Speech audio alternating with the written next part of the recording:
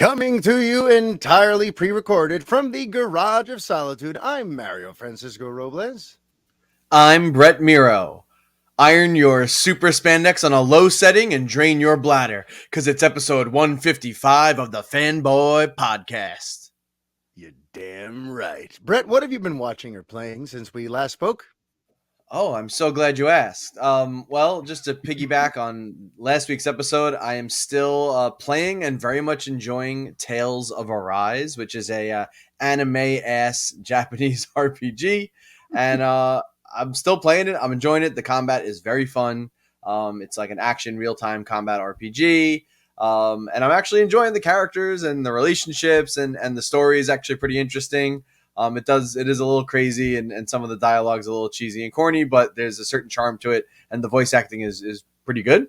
So I'm still enjoying that very much. I dipped back into Kirby and the Forgotten Land after having not touched it for a little bit. My 8-year-old son beat that in like 2 weeks, so I hope you're not stuck on anything in that game. No, I've been playing like a few levels, then like I don't touch it for like a week, and then like a few. So I think I'm finally in like the last world, but I do hear there's like a lot of like post game content, and that there is a lot of like challenging stuff that unlocks after you beat the game. Mm-hmm. And just hearing people talking about that recently again on podcasts, bringing that game back up, I was like, I should get back into it and finish it. And it's a very, very fun game. And then trying to think of anything else I've been really playing. It's mainly what I've been doing. If I watched anything, I did finish Stranger Things. I don't know if you got to finish it yet. I'm still stalled out on episode 2. So yeah, I got to catch up big time. So like just big picture stuff, no spoilers or anything. I finished season 4.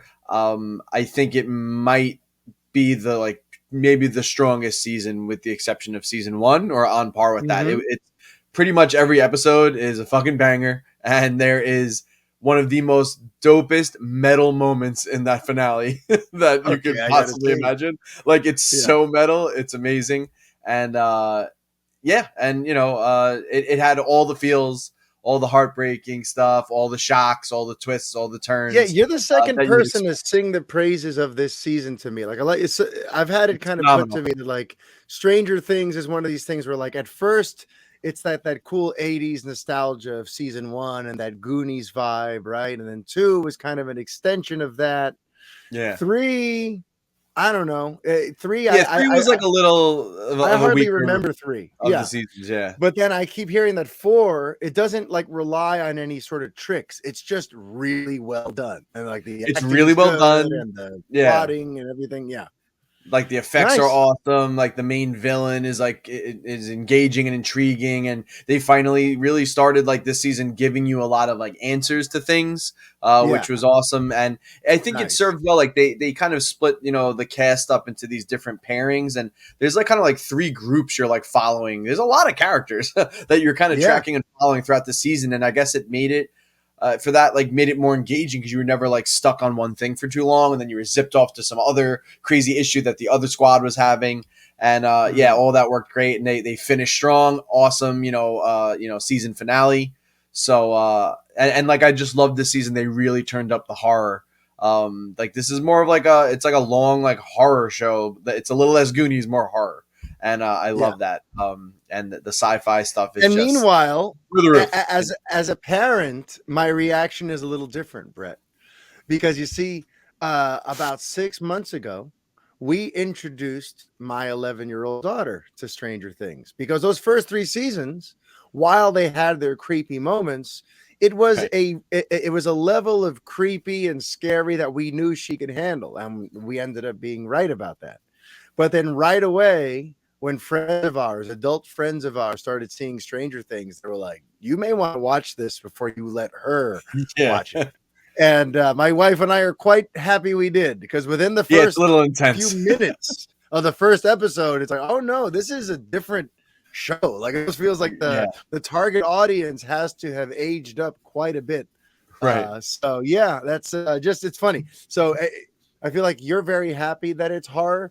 For me, it's forced me to have to break my daughter's heart to be like, yeah, mommy and daddy can enjoy Stranger Things season 4, but you're gonna have to wait like 3 or 4 years. So good luck. It's a little disturbing in some parts, but overall, that's like my quick little Stranger Things review. I don't know if I had talked about it last week. I guess not. I think I just finished it like 2 days ago. So yeah, perfect. What have you been up to? We've missed you.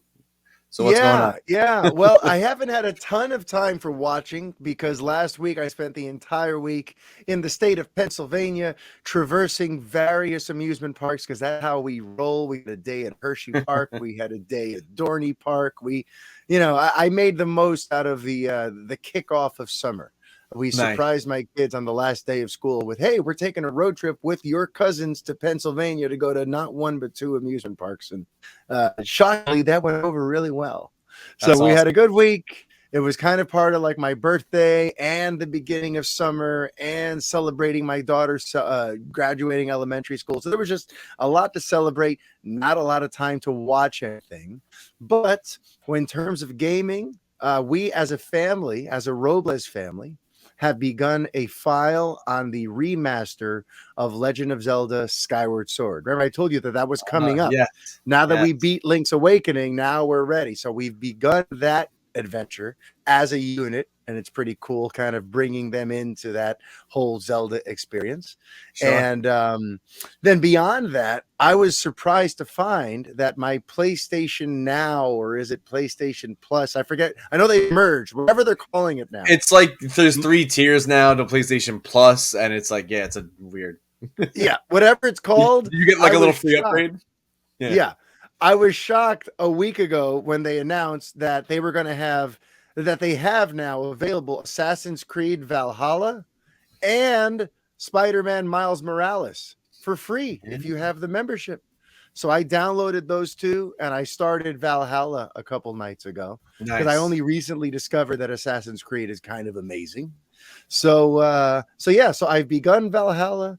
Miles Morales is right around the corner, and I've begun Skyward Sword, but that's kind of it for my gaming for now. And in fact, actually, you know what I've been playing a lot of? Remember when you interviewed the developer, the designer for 80s Mania Wrestling on the Play It Loudcast? And when you guys did that, I'm like, I should check that game out. So I've been playing the sequel to that, Modern Mania Wrestling, on my phone, like incessantly. So kind of a callback to the Play It Loudcast. But yes, those online, those wrestling GM games on my phone get a lot of play. I enjoy that quite a bit. But so that's what I've been watching. That's what I've been playing. And I did get a chance to check out the Superman and Lois finale, which I know you spoke about last week. And I heard your thoughts on that. And I just have a little more I want to pepper on top of it as a Superman fanatic. So we'll do that at the end of the episode. But that's about the only thing other than playing those couple of games that I've had to do in front of a TV in a while is just enjoy me some Superman and Loisness. So on that note, why don't we kick things off, as we are often wont to do, with your Superman on Film update for July 8th, 2022. Yes. So this is actually a rumor that had I been around to record with you last week, I would have had us talk about last week. But we're going to do it now. I know you spoke about the one thing, the rumor regarding Ta-Nehisi Coates' script. Kind of, apparently there's a rumor that the studio would like it rewritten to be more in a modern context and have a more traditional Clark Kent at its center. Yes, that rumor was floating around. But there was another one that caught my attention last week from a source called Giant Freaking Robot, which that's why I'm not entirely sure, how much stock to put in it.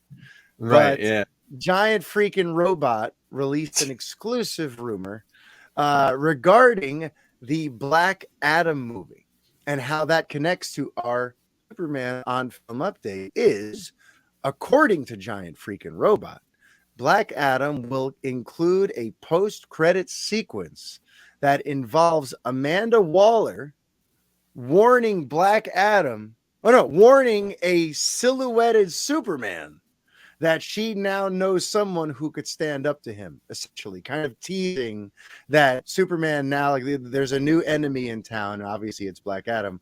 But so that's like the rumor that at the end of Black Adam, we see Amanda Waller speaking to a figure of Superman. But again, you don't see his freaking face, which we're going to get to in a second. And apparently she's letting him know that, like, now I've come into contact with someone who could probably kick your ass. And that's supposedly meant to get the fans very excited, you know. Right. And I feel like one of the things that added some validity to it perhaps was The Rock and some tweet about listening to the fans and how much the fans apparently want to see that battle.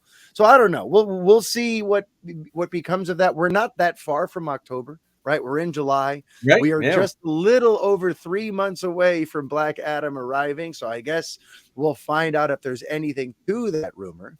But before I give my sort of opinion on that, Brett, how would you feel if you're watching Black Adam, the credits start, then there's one of these post-credit things, and you have Amanda Waller speaking to, and you could tell it's Superman. Maybe they're showing cape, maybe they're showing, you know, some sort of iconography associated with him, but you're not seeing his face.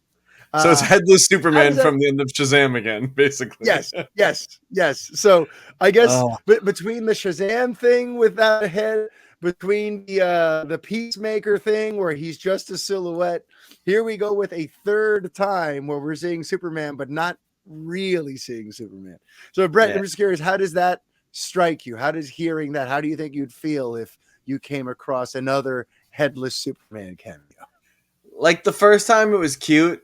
Now it's just stupid. Like it's like just like don't do this unless you have like a series going or like an actor and like some casting. Like to see another just like Headless Superman, it's like it doesn't do anything more than just me hearing on Twitter that, you know, one day Black Adam will fight Superman. Like that's literally the equivalent of that, just in an image. And it's just like I heard it 1,000 times already. Like, let me actually see some progress towards that. So unless it's Henry Cavill or it's like a new actor, like that's actually playing it, and I know there's a Superman series, like a movie about to come out on the horizon, I don't really need it. I feel like you could do something like way more interesting or something, or just like more pertaining to Black Adam, you know, just stay in that little Black Adam universe that supposedly they might, you know, The Rock's committed to while he's changing the hierarchy of power. Yeah, for me, it's like, it's just, had they not already done it twice, I'd be more excited. You know what I mean? Like, you know, because there is something to that. Superman is iconic enough that as a figure, if you see the red cape, bam, you know who it is. You don't need to see the whole thing. So I get it.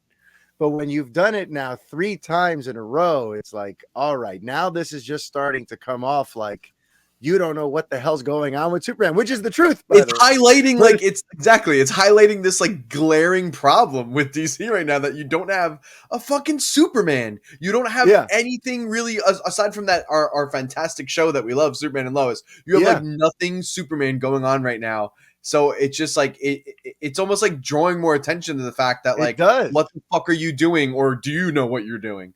And on that note, to piggyback on that, since it kind of calls attention to the fact that there is not a coherent plan right now, I would love to tell them, don't bother teasing him then until you've got your coherent plan in place. You know what I mean? Like, don't even bother with the teases. You know, if Black Adam is probably going to make a mint at the box office anyway, you don't need to add the Superman tease. Save that for when you actually have Superman you can show people. Well, I know it's a novel idea, you know, but like, wait till you actually have a Superman that you could tease by showing his face. How about that? So, but yes, that your Superman on film update for this week is that it looks like, according to Giant Freaking Robot, it's just funny Giant Freaking Robot.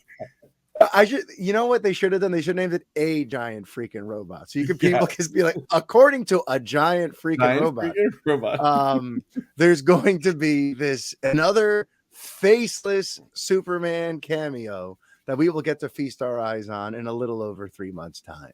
So I'm not too thrilled by that. Doesn't sound like Brett is either. I would like to see the fight eventually, I suppose. But I would much rather know that they have a coherent set plan for our Man of Steel, as opposed to getting another vague tease of something he might be doing later on. So, all right. So let's see. Where do we go from here, Bretterson? We've got a couple of interesting topics today. You know what? Let's stay within the DC mold. We did just talk Black Adam.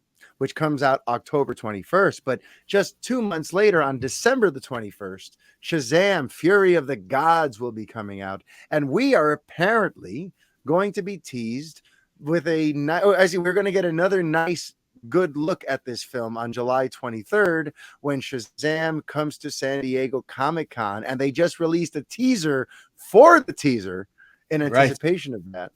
And I don't know, Brett, do you want to describe the 17-second teaser, all of the amazingness that it reveals? Yeah, it's literally, it's just like a couple of shots we've seen already, and then like a shot of Shazam in the dark saying, "I'm sorry to be a little bit of a tease," or something like that. Yeah. Like, it's me. A little tongue in cheek. Yeah, it's me. I'm teasing you. So it was like nothing really, but it was just a cute little wink and nod, and then like, yo, wait for San Diego Comic-Con. We're gonna show off more of this movie, and then maybe talk about it a little bit more. So I mean. Where are you at with this? When it comes to Shazam at this stage of the game, from what we kind of saw glimpsed at, what was that, CinemaCon, or there was some sort of footage shown, or was that for the DC, the one Fandom? that they did, the direct one? Was that for Fandom? Yeah, I know that we've gotten to see these redesigned suits, and we've gotten a small glimpse by now.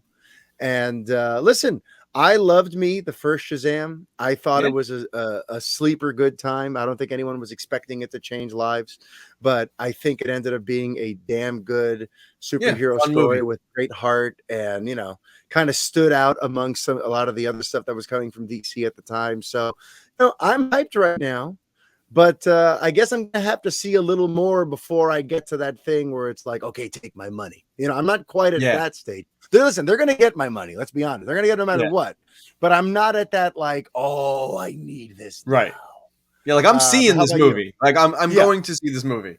So like you got that. But I can't say that I'm like, oh wow, I'm counting the days till Shazam! Fury of the Gods comes out. Like, I need to see a little more. Like the trailers so far, like, like you said, we got to see the new suits. We got a little bit of like an idea of like what's going on, where Billy Batson's at. But I need to see a little something else before I get like real jazz. But like I said, I'm seeing this movie no matter what, and my expectations are kind of like for it to hit on par with the first one, which I enjoyed. So and not negative.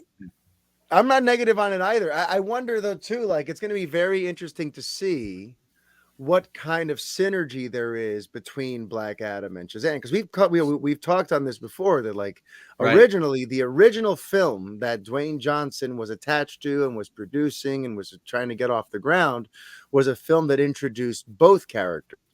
Now they did kind of separate, but you got to imagine that there's going to be connective tissue between the two. So I'm just curious what is, and it works out that Black Adam comes out 2 months in advance. And it also apparently is set way before Shazam.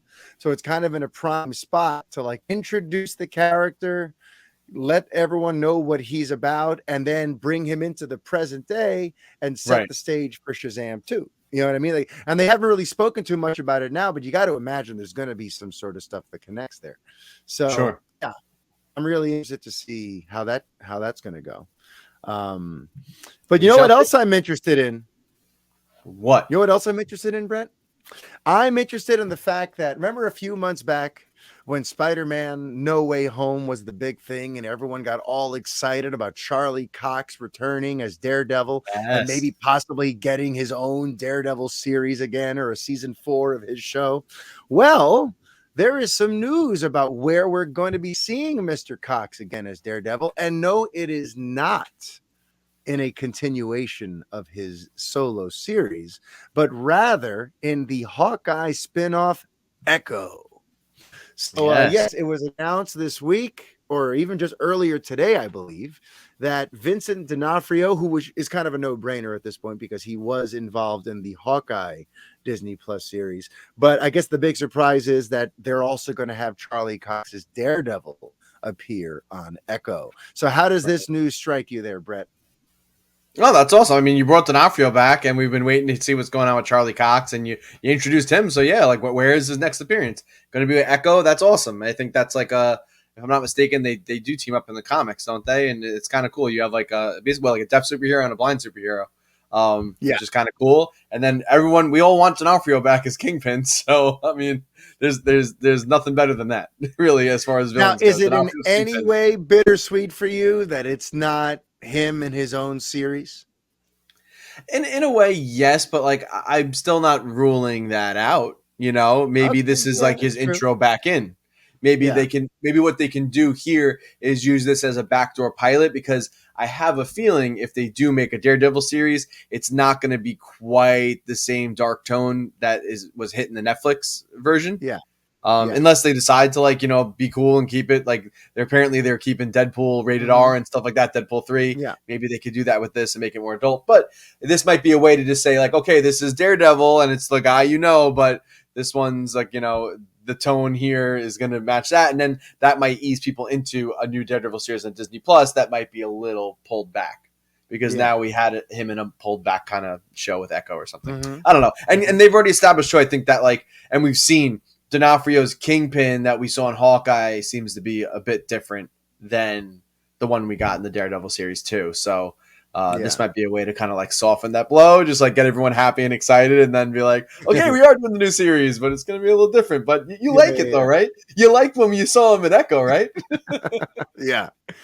Yeah, I mean, for me, having D'Onofrio back is everything. I mean, listen, I'm excited for Cox back, but D'Onofrio's Kingpin, especially because he's not just a villain for Daredevil. He's been an antagonist for Spider-Man. He's a a Marvel famous villain. antagonist, for Yeah, Fantastic Four.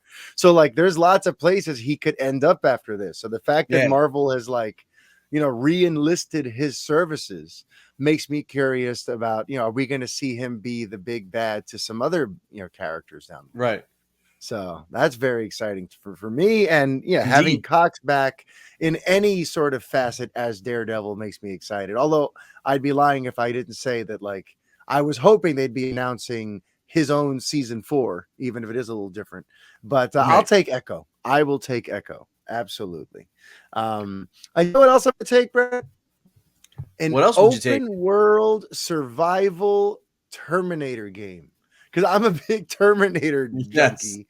And when this rumor came out, when this was announced that there's going to be an open world Terminator game, that spoke right to me. Did that speak to you at all? That actually sounds very cool. I'm a Terminator guy. I like Terminator. Obviously the original, the first two, really mainly. Although I honestly I'm the guy. I'm the one guy who didn't hate Salvation. Okay. But, hey, whatever. I still aesthetically. I like because you like making fun of Christian Bale's American accent. That's the and real it's reason. mainly that I stopped Terminators because I am a Terminator. So whatever. I aesthetically I like that film a lot. Whatever. I know that some people were iffy on the story. I don't know. I kind of thought it was cool. Whatever. Yeah. So anyway, they haven't made. So it's funny. Terminator, that franchise, you would think they would have made 50 million fucking licensed games out of this thing already. Yeah. And they really haven't. We had one or two on in the 16-bit era. I think we had an arcade game where you had the little gun. We've all played them, but then there really wasn't nothing. So an open world survival based Terminator game could be really, really cool. I was just trying to check. I'm actually not sure who is developing it. Oh no, I do know. It's being developed by Teon, and they made another game, actually, Terminator Resistance, which I don't even know anything about it, so I have a feeling maybe it was not that good. So we'll see. That's what I'm curious. I want to know the nitty gritty details. This is a newer game coming to PC and the new consoles. Is it being developed with Unreal Engine 5 or a really good, development engine? I don't really know much on this developer outside of that they made another Terminator game that crickets. I don't know if anyone's talked about it or heard any buzz about it. So that's the only thing that kind of makes me go, it might just be a kind of a B tier, or single A tier survival game. But a lot of potential, super freaking cool. Could be this, if they're going to go this maybe survival horror route with it, where you are scavenging, crafting, got to watch out for when, the fucking Terminators start coming out, and units, a cool chase system. I see they could pull from a lot of games that are currently out right now. It's a mix of a little, Far Cry, you mix in a little, maybe even like a little Assassin's Creed, you mix in a little Dying Light, and you might have a cool ass game. But we'll see what the quality level is. Very little ammo, kind of borrowing from Resident Evil, make it actually kind of tough to survive. Yeah. But speaking of like games that didn't happen, that should have happened, like there was a whole Terminator versus RoboCop comic book series that I was big on. I think they did make that game. Now that you said that, see, that's right. But it was like for Genesis Nintendo or something. One or something like that. It's for Sega Genesis. Terminator versus RoboCop. Yeah, Sega Genesis. They need a current gen with today's technology, a proper Terminator versus RoboCop. I think. Oh, SNES too. It was for both 16-bit consoles. Okay. So yeah, that game did come out. That was one of the games that I'm like, I know they made like one or two. So they did make that, but there's been nothing since then. So kind of crazy. And then it's funny that you bring up our good friend RoboCop, because might as well roll into this. We're getting a RoboCop first-person shooter, and also today when they announced this Terminator game, different studio, but there happened to also be a gameplay reveal of this new RoboCop game. It's first-person shooter, as you'd expect. It looks, very much like the Detroit, the dirty, dark, dank Detroit that we see in the movies. It's after the Peter Weller RoboCop of the '80s, not the Joel. Yes. What's his name? The remake. Okay, good. Kinnaman, yeah. Yeah. So, but the cool thing about this is that Peter Weller is returning to play RoboCop. No, so it's his face, and he's doing all the voice work. So it is literally the RoboCop, the OG I didn't RoboCop. know that. They showed a lot of gameplay today. It looks pretty. It's coming out to, I think, also PC and the new like PS5, Xbox Series X and S. So the graphics are top notch. Also, a kind of if I'm not mistaken, it's called RoboCop Rogue City, and this one is by. Do we have who it's by? Nacon, which again is another studio that I don't know what this company has made. I don't know Nacon, Nacon. So for me looking at it, it gave me cyberpunk vibes. So that game, Cyberpunk 2077, it very much looked like that in a way, little aesthetically and just the way some of like the gameplay was taking place. But just to actually see a gameplay trailer was cool. So this game's in development. You get to see RoboCop. Obviously he's a little stronger than the normal guy, so it looked not only can you shoot, but it looks like you can also like punch people very, very hard and make them fly and do a lot of fun stuff. So I also saw I got a glimpse of Ed 209 in the trailer as well, and there was like seemed to be like some kind of crazy boss fight, and it looks cool. I just don't know anything about this developer, so I don't know how good the quality is going to be. I could see both these coming out and either being like, they could either like both be like 5 out of 10s, or like maybe they'll be like a 7.5 out of 10. I'm not expecting like 9s or 10 tier games out of here. But I got you. Now, kind of a tangent, but I'm curious, how old were you when you saw the first RoboCop? I have a question. Oh God, the first one came out probably 87, so I was like a year old when the first one came out. I mean, I had to have seen it like early 90s, so I was probably too young to have been watching it. But it was probably something. Let me ask you: was the murder of the cop, of Peter? I forget what's his name, Alex Murphy. Was the killing of Alex Murphy as traumatic for you as it was for me when I saw it? Like, I feel like I've spoken to other people. That as soon as I go, they start to they get like PTSD of Clarence Bodiger aiming that shotgun and just blowing off parts of Murphy's body. Like, it was so gruesome. Did that leave an imprint on your psyche too? It definitely did, but in more recent years, I've watched it, and it is it's one of the funniest scenes in cinema history. Is it funny? Like, wow. Yeah, okay. Now I can watch it, and because he just gets shot so many times that it becomes comical. Like, there's like the first 20 seconds, you're like, oh wow, this is like super fucked up. Like, I can't believe this. But then once you hit that 20-second mark, and he's just still getting shot, it becomes a fucking laugh riot. And the fact that it's Red from that 70s show is even better. So like I can't watch it even seriously now. It's like it's just a big fucking joke. See, I never watched that 70s show, probably because I'm scared of Clarence Bodiger being in the cast. To me, that's how the series finale ended. He just shot the whole cast. They were like, he just murdered for like an hour. For it was an hour-long series finale, and everyone just shook. And like he takes so many bullets. I was like, this is laughable. Like, why would anyone even keep shooting someone for that long? Like, it's a total waste of time. Like, they're also trying to like get away from the cops. Like, how do you have time to just keep sitting there and spraying bullets? Like, you stayed there way too long. You wasted so much ammunition. I have a lot of questions. You're very concerned. I'm very concerned about them making their getaway.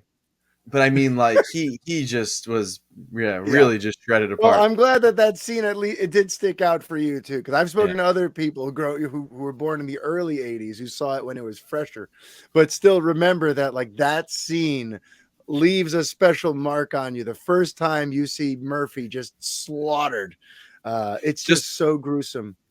To go full circle.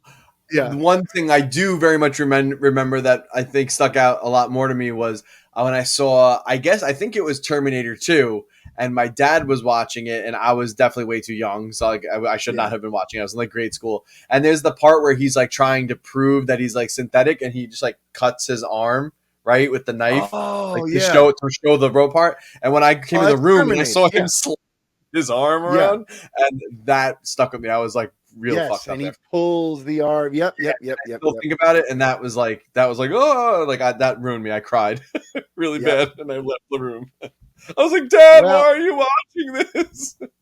Yeah, well, people often ask themselves questions like, why are you watching this? When they're watching a Sony Marvel production, whether it's Venom 1 or 2. That was a good segue. Thank you.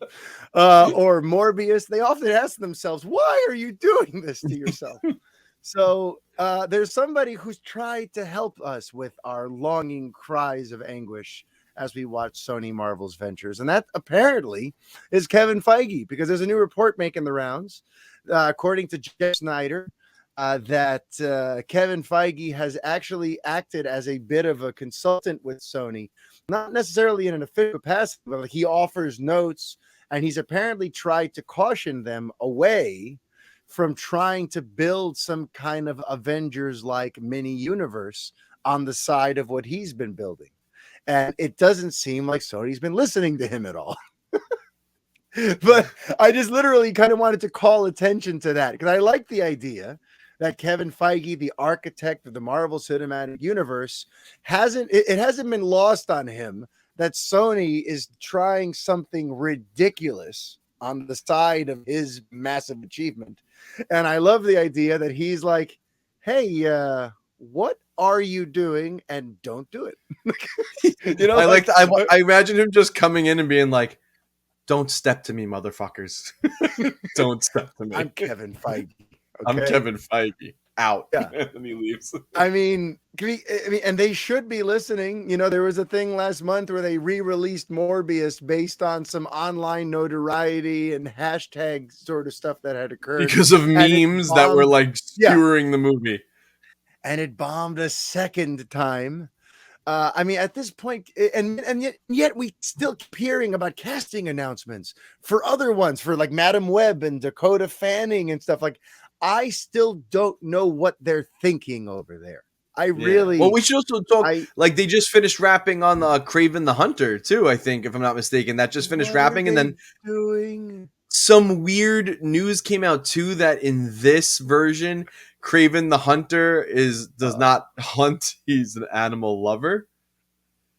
And I'm not even joking. I think this like legit came out that they like bent the character completely away from like his. So he's not a hunter, and there's no Spider-Man. This sounds like a Kraven movie to me. So I don't know what the fuck they're doing. So yeah, Kevin Feige definitely was probably like, guys, don't. Or at least I think it said like right in the article too. Someone said like he at least cautioned them like, if you are gonna just still do it anyway, like just don't do it too fast. Like you really got to get your stuff in place. And they were like, no, just fucking greenlight it. Let's do it. Like they are fucking dealing them out like they're dealing cards. We're just gonna make all these movies about C and D list Spider-Man characters, not have Spider-Man in them, and we'll laugh all the way to the bank. Like I really don't get like, man, like They don't. It honestly, it makes DC look like they know what they're doing. Like it literally does. Like at least like DC is at least like trying to put out movies with their characters. Maybe they're not landing with everybody. They're a little divisive, but like they're trying to put them out. Yeah, like you said, Sony's just like, who can we scrape from the bottom of the barrel, remove all context and things that people enjoy about the character from the comics, and just throw out into the fucking theaters. And apparently they've been finding a lot of stuff that they feel like they can do that with, and that is just wild. Honestly, like now I'm just starting to get angry because at a certain point I thought, okay, there must be some master plan that I'm not privy to. I know this Venom. I mean, this is a few years ago. I'm like, this Venom movie's coming. I know that after Avengers Endgame, I'm pretty sure Sony and Spider-Man are kind of going to go run off into their own corner. I knew that Spider-Man Far From Home was going to be the end of the Marvel Studios partnership. So I started trying to fill in the blanks. Like, okay, so I guess they're introducing Venom to eventually go against Tom Holland's Spider-Man.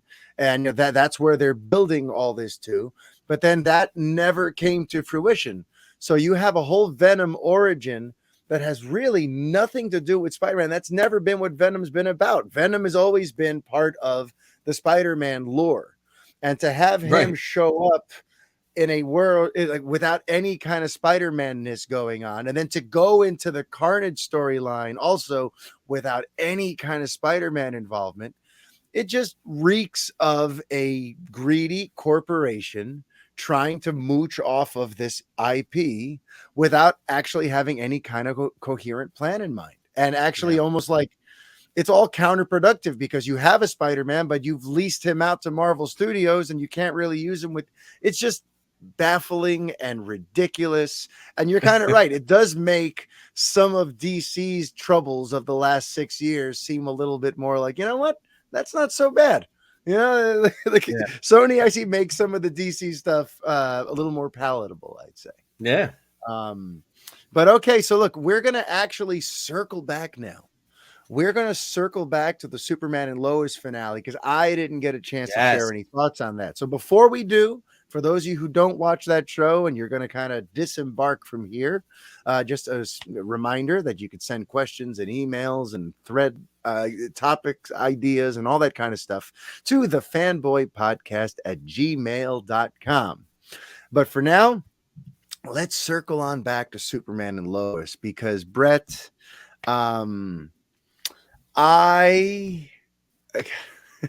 is going to sound really funny or whatever. It's going to sound whatever. But when I realized that Superman was going to save the day in the finale, because I wasn't sure what they were going to do. Right. I really wasn't sure what they were going to do.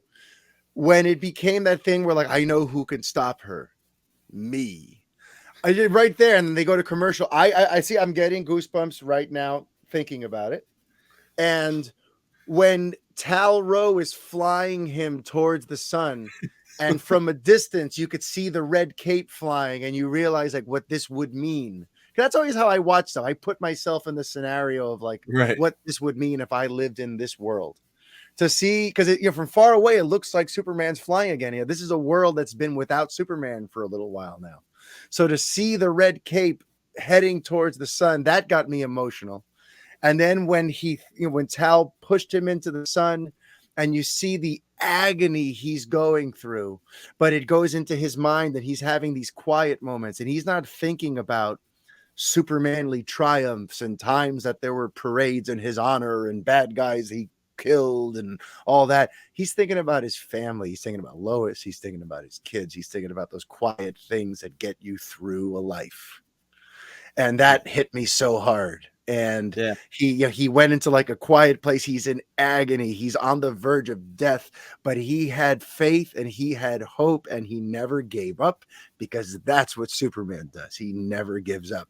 So seeing him do that and then come out and then you see him in all his glory, like glowing, like supercharged.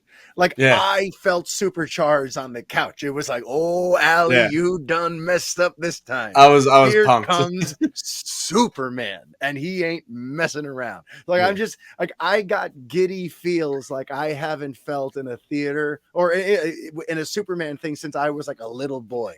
It was Dude like went, Superman's gonna throw get me you. into the sun. Yes. And he went into the sun and he comes out like fucking Super Saiyan. And And then he's he like flies back glowing. down and he does like a fucking Mortal Kombat Well, injustice finisher on the earth. even before that, how badass is it? Yeah. Where because at first too, like okay, he's glowing, and at first I thought, oh, now he's just super powerful, so she can't really hurt him. Yeah, that's the first way I interpreted it, Right. right? Then he gets to her, and she starts leeching off him, and it still wasn't clear to me what his plan was. I initially started going like, oh no, she did this already. Now is she going to suck this power away? Like, what's going on? Right. But then he takes her hand and he says, have some more. And he Yeah. puts her hand on his chest, and you see her become totally overwhelmed because she can't handle the full power of the sun. So while she's like screaming and being overwhelmed, that's when he hits her with the thing, and he hits her into two. He hits her in the chest splits her and splits her into two separate entities because he's Superman.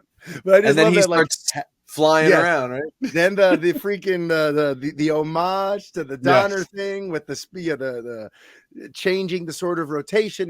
For a second, I'm like, he's not going to rewind time, is he? Like, I appreciate the homage, but I hope they're not doing that.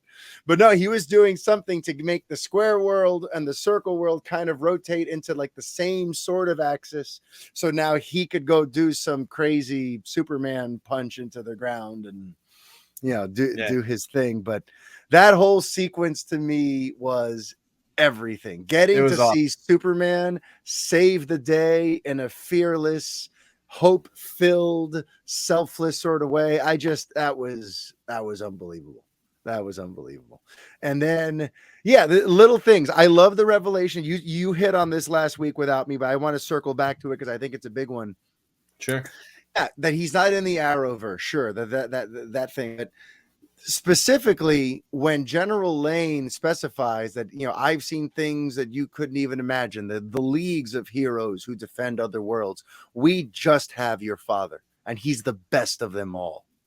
Like, that got me right in, like, this idea of also this world only has Superman, and I think powerful.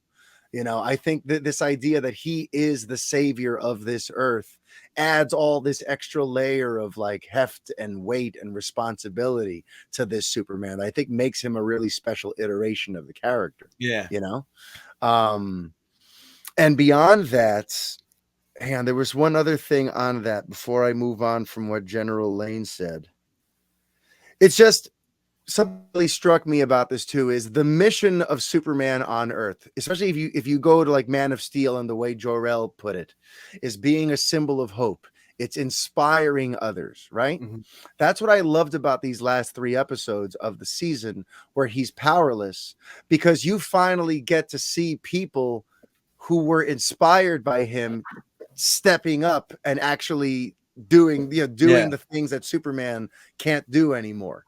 You know, like if part of the thing was about inspiring hope and getting humanity to step up and try to meet challenges and bring the best out of people, in these last 3 episodes, a powerless Superman was a great way to show the people around him stepping up. You know, so when it comes to that like original mission of Superman, to not just go and solve everyone's problems for them, but actually inspire them to be able to fix things themselves, I thought that was really cool to finally see in action. You know, so the whole powerless Superman element really had me gripped. And that was one of the reasons too, why I wasn't sure if they were going to have him save the day. I kind of thought maybe we were building to something where it is more about those he inspired. You know what I thought that they were keeping in their back pocket for this? Remember how Lane and even the guy who replaced him, who I'm forgetting his name now, he's dead they now. had that like Superman force of young, superpowered people with the S on their chest. So I kind of thought maybe General Lane, like that's going to be his backup card, is that, you know, we're going to bring them back, but like they won't be corrupted by stupid stuff anymore. Like they would just They totally just dropped that, huh? Like did they say anything about it? I feel like that just got dropped and there was like nothing else said about it. That's like, what I was thinking. I'm like, where are these superpowered teenagers? I'm not sure where they ended up, but I kind of thought like that maybe that's where they're going. Like Lane will bring them and Superman will lead them by example, but not with his abilities, and they'll save the day. And so I was kind of preparing myself for a finale that doesn't really have Superman front and center, so to speak. Sure. So when the finale revealed where they were going with that and the crazy way he was going to get his abilities back, like, oh, it was just unbelievable. But something that, and I know you were in a time crunch last week when you recorded, but something that I'd love to go into now also is what happened between John Henry and the daughter, because all those sequences to me were just so beautiful and tragic all at once and poetic. But when she actually, okay, when she's about to go leave to save him, by the way, yes, something hit me like a ton of bricks. And I don't know if it hit you this way or if you noticed, if you made this connection sooner than I did, but it was not until this finale that I realized how strong of a sibling bond she and the two boys have. Because even though it's a different Lois, these are all Lois Lane's kids.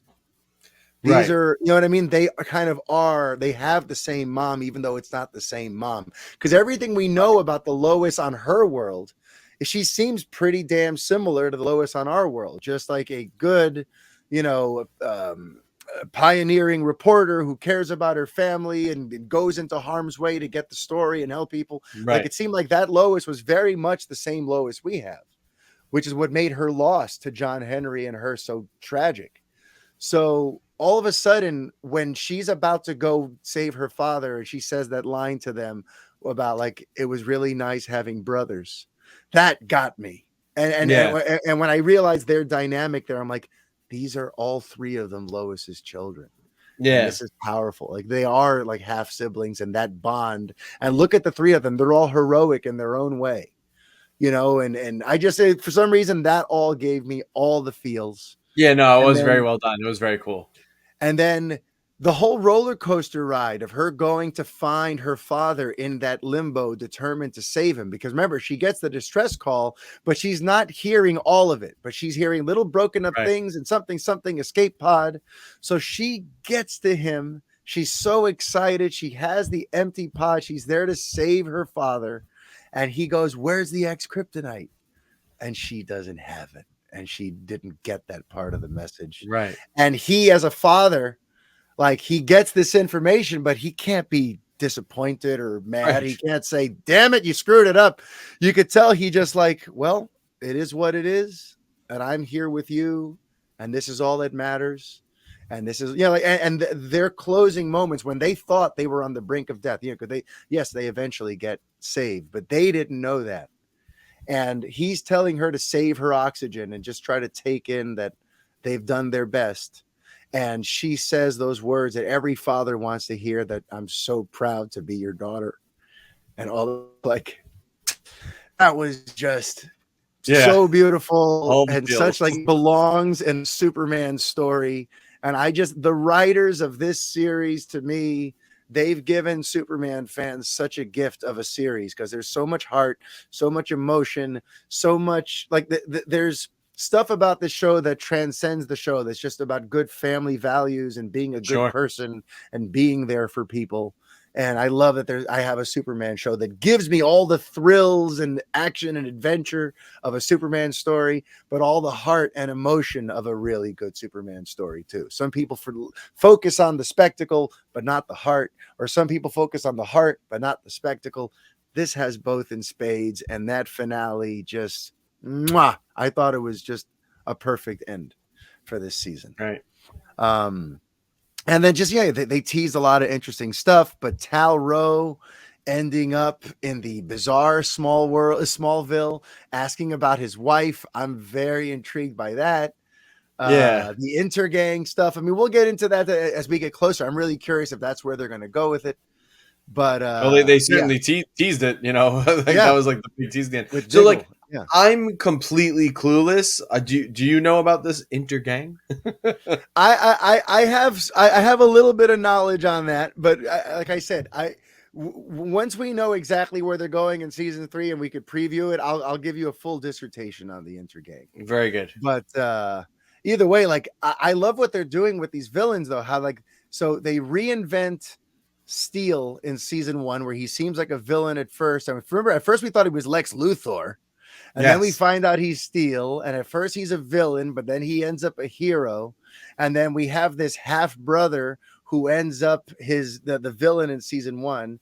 And then in season 2, you have this whole new spin on Parasite. So I'm really curious, like what they're going to be doing with Intergang, and maybe what other types of characters from the past they're going to put a whole new, fresh sort of take on. I'm blown away by Superman and Lois and the creative forces behind it. And I'm just so grateful. And I just needed to get back to that finale and talk about that stuff. Yeah. Did you have anything else that you wanted to chime in with a week of hindsight behind you? No, that was good. Because I was crunched for time last time, so I kind of just hit like the big, just like epic moments. But I like that you were able to bring in some of like the softer moments during that episode that I forgot to mention. I really enjoyed. So that was very good. Very good. Tyler Hoechlin, man, he's so fucking good, man. And I'm with you with a new suit. With a new suit, I think he could be like the perfect Superman. And if they were to somehow say that like he's going to cross over into like they'll make a movie about him, I wouldn't even be mad at it. I'd be so with it. With a better suit, I'd be so with it. Yeah. It's season 3. I think you could do a suit refresh. Let's get a suit refresh. Yeah, listen, he built a new fortress. Maybe the new fortress has a new suit. Yeah. You know? And that's another thing too. That was one other last little thing that I bugged out too. Is the fortress, by the way, like when they showed his original fortress, it looked like an original take on it. It was there in the snow. It was a cave. It was, it was kind of like its own unique form. This one that grew over the ocean, that's the Richard Donner fortress, like with the crystal spear. Like it was exactly that. Yeah, so I was kind of like, that was another homage that I was not expecting. But I want to see what it looks like inside. And I want to see what the plan is too for bringing his mortal family to this fortress. Like I know that they're trying to say like moving forward, he wants to have his family be more involved. So it's less of like these separate lives that he's got. Right. But like, how does that work? Is he going to fly Lois to the fortress every weekend or like, I don't know. So it's going to be interesting, but they gave us a lot to look forward to. They gave us a ton to enjoy and sink our teeth into this finale. So for me, through 2 seasons of Superman and Lois, I have been fed the best I've been fed as a Superman fan in like, we're talking decades. So, and by the way, just real quickly, when it comes to your Kenobi thoughts, I honestly have nothing to add. You perfectly summarized everything I would have said. I thought it was a phenomenal finale. It made up for any of kind of like the weaker points in the season. It even made up for the prequels. It even strengthened the prequels. So that's why the one thing I will add is that as we head into this phase that we've been in now, these last 10 years, where the expansion of IPs, the prequels, the spin-offs, the sequels, all that sort of stuff, to me, the true test of whether or not any of this shit's worth it is if it actually makes the other stuff better. If it somehow improves what's already there, then it's worth it.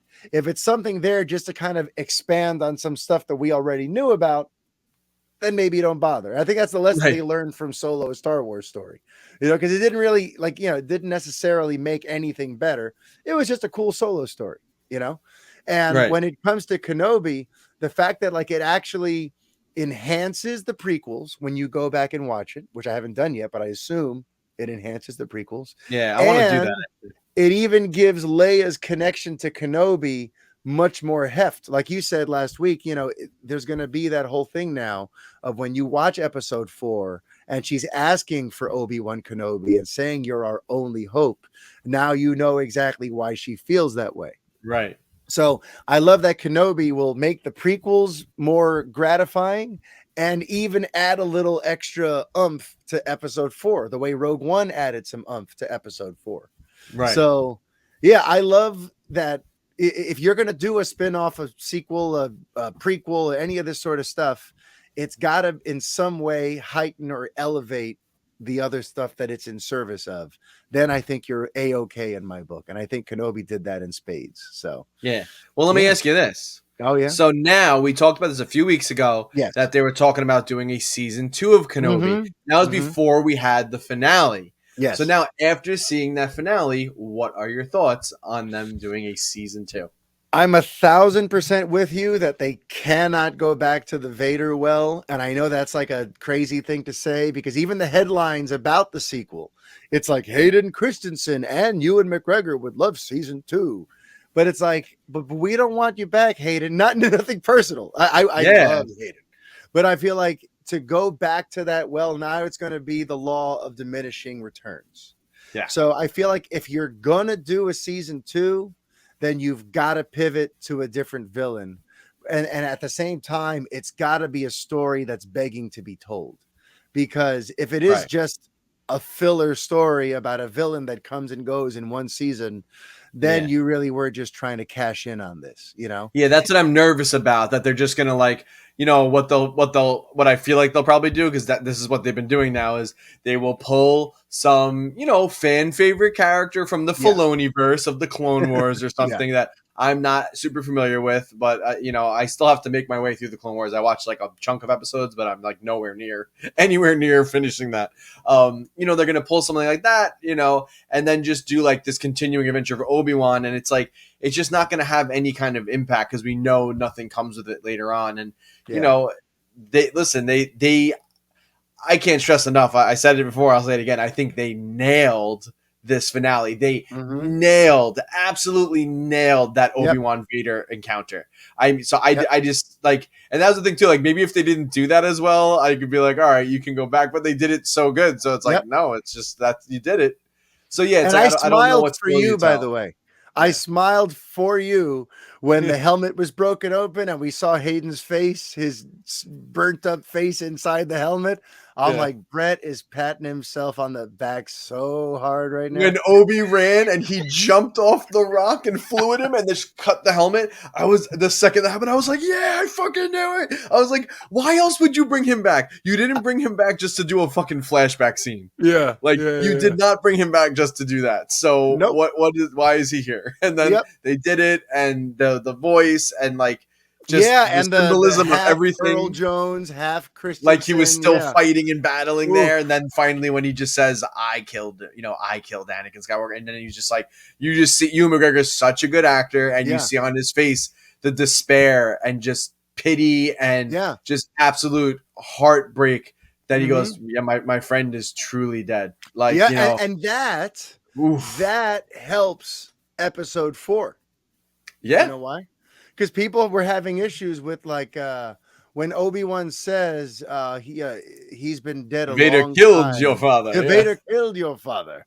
Now, bam, that's why he said that. And it's not just misdirection to Luke.